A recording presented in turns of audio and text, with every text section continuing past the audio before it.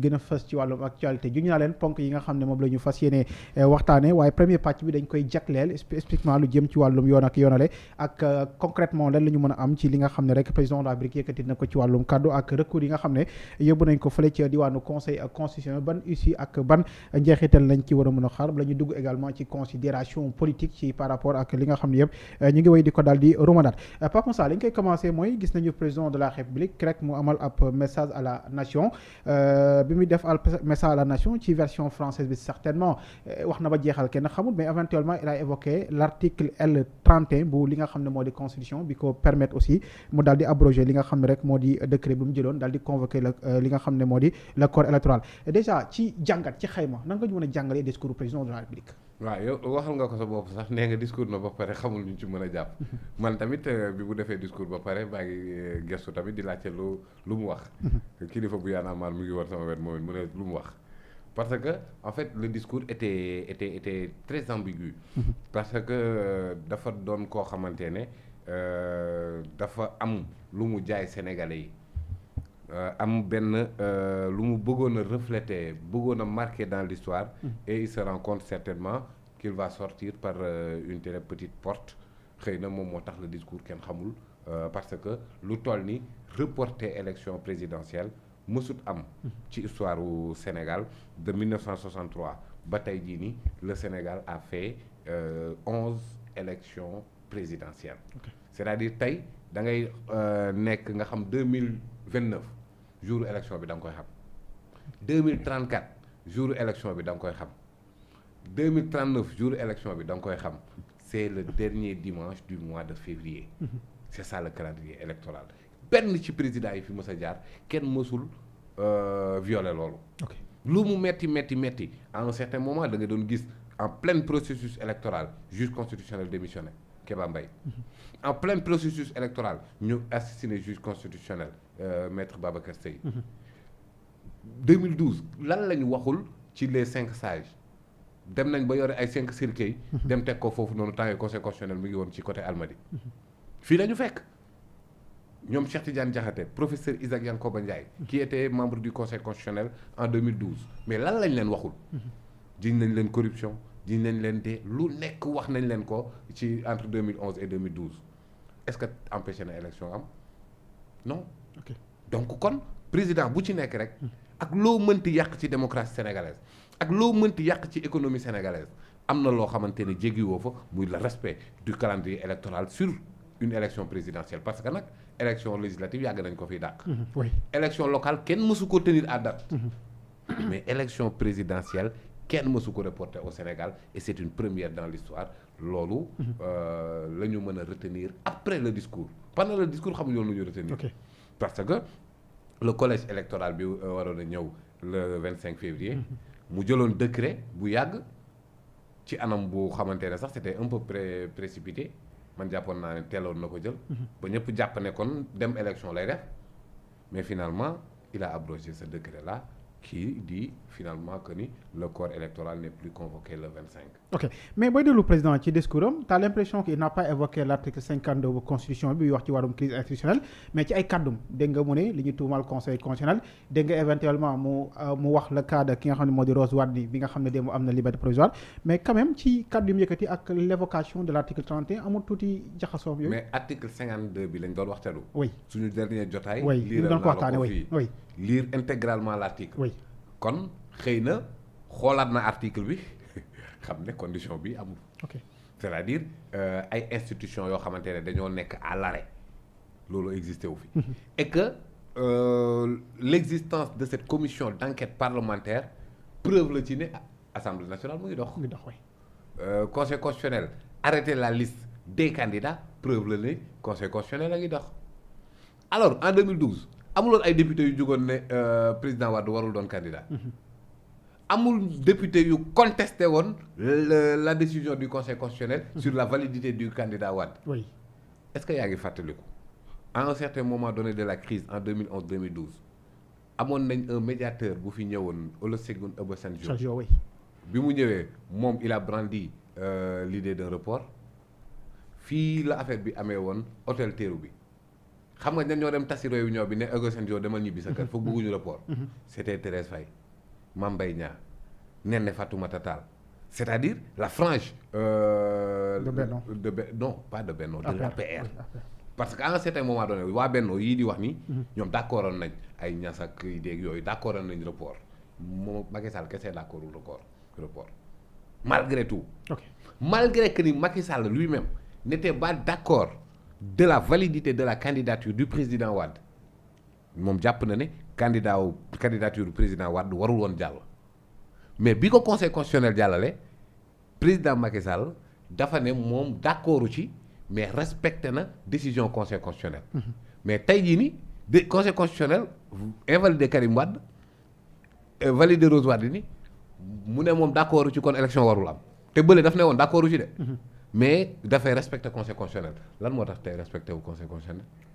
mais est-ce que nekk li ñu jiiñ aussi moo xaw a rëy. jiiñoon nañ leen ko soupçon de corruption. jiiñoon nañ ko conseil constitutionnel en 2011. waxoon nañ leen waxu corruption. en 2012 mais lu ñu waxul conseil constitutionnel dañ ko fàtte. jiiñ nañ ko corruption jiiñ nañ ko lu ne. oui en 2012 Cheikh Tidiane Diakhaté. feu Cheikh Tidiane Diakhaté président du conseil constitutionnel à l'époque vice-président professeur Isaac Yankoba Ndiaye ñu ngi koy fàttaliku loolu 2012 la. jiiñ nañ leen lu ne mais malgré ça Macky Sall bec et ongle ne day dem élection parce que xam nga lan moo tax. xamoon na ne day gagner en 2012. tous les sondages montraient qu'il allait au second tour avec le président Wade. kon daal da nga jàpp ne cette fois-ci nekkul ci balance bi baaxul daal. non parce que li mu certainement comme ni ko journaliste français bi waxee que ne waxtaan ak moom mu ne ko di jox réew mi ay terrorisme ak ay djihadistes ak yooyu. kon li mu wax France ak li mu ñu wax bokkul parce que ici il n'a pas parlé de terroristes et de djihadistes ici. il t'a parlé de terroristes et de djihadistes. non il a parlé que dañu jiñ conseil constitutionnel te dañu ko war a leeral. waaw l'assemblée dafa war a def léegi dem France ca tubaab ba ne ko jihadiste bëggut aussi jaxasoo ama waaw léegi ñun mu wax ñu loolu dem ca tubaab ba ne ko jihadiste ak terroriste ban Macky Sall la ñuy gëm au final parce que tubaab bi moom li tax ñu mën a jàpp sa combat rek waxal terrorisme waxal jihadisme jihad quoi une exigence divine jihad lu baax la. mais ñoom tubaab yi. pour nga mën leen rallier à ta cause il faut des choses comme ça terrorisme djihadisme islamisme n'oublie pas oui demoon na fi France 24 non xaw ma Le Monde. xaw ma am na benn journal de France bu mu demoon Le Monde je pense oui. parler d'islamiste. islamiste dañ koy bañ ñun suñu réew.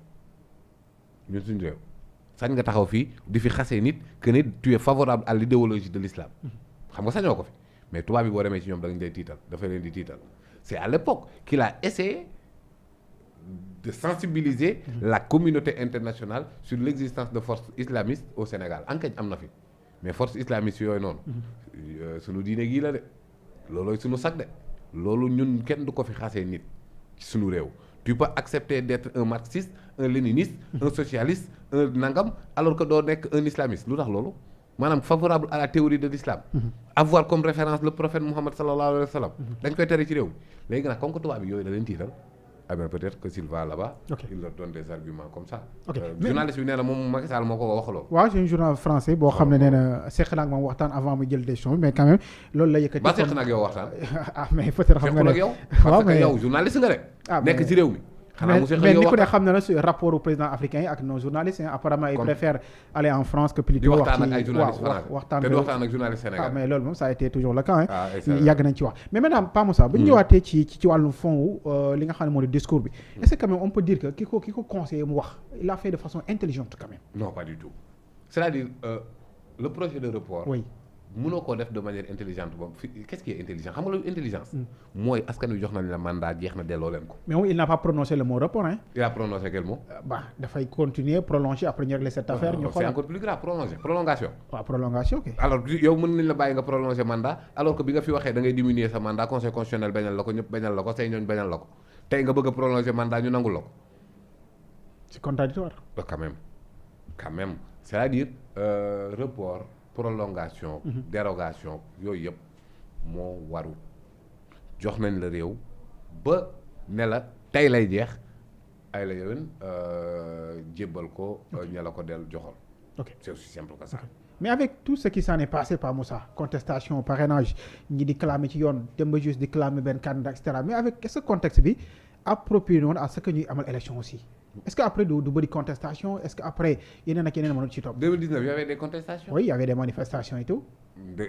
après l'élection. Oui. Tu te rappelles des 4 autres candidats, Idrissa Seck, Ousmane Sonko, Issa Sall ak Madické Niang. Ils ont signé pour dire que duñ ko reconnaître. Oui.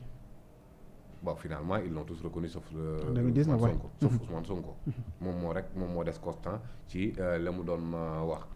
mais à part ça ñëpp dañoo ñii mburoog soow ñii na bàyyi nañ et cetera mais l'existence de contentieux post ou préélectoral c'est presque inédit, c'est naturel au Sénégal chaque élection mu am contestation même législative yi sax am na ñuy def contestation même bii nii y a des gens qui commençaient à parler du fichier naan baaxul ñenn ñi naan dañuy sàcc élection mais yooyu yëpp malgré loolu da ngay dem parce que man dama gëm ne fichier bi dara newu ci loolu laa gëm man it dama gëm ni kenn mënul sàcc élection Sénégal. Sénégal candidat yi waxee ne fichier bi aussi baaxul ah. man di nga fi ay nit di ko contesté. non man dem sax par près de 900 000 personnes nekk ñu ci fichier électoral bi. ñu naan 1 million et cetera. non mais ça a été dit par les candidats recalés aussi. ça ne veut pas dire que les candidats recalés ont dit c'est vrai. mais parce que logiciel. mais ni ku ne gis na ne y avait des manquements aussi quelque part. ñoom boo leen déggee ñoom.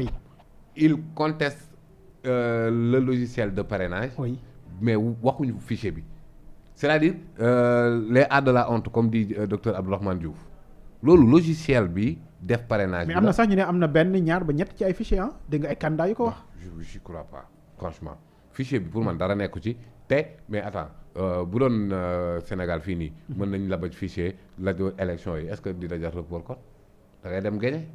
alors donc xam na ne sàcc mënu fee am fichier bi dara newu ci kii le meilleur va gagner. looloo tax lii am yëpp. ok maintenant est-ce qu'il y a possibilité d'attaquer cela ak bu ñu ko attaquer naka lañ koy defee ak quelles sont les probabilités yu ñu mën a xaar. oui xam nga constitution bi actuellement da nga koy lire tu vois que dans cette même constitution. il y a des dispositions yoo xamante ne c'est contradictoire. ok article 27 constitution bi ne la durée du mandat du président est de 5 ans.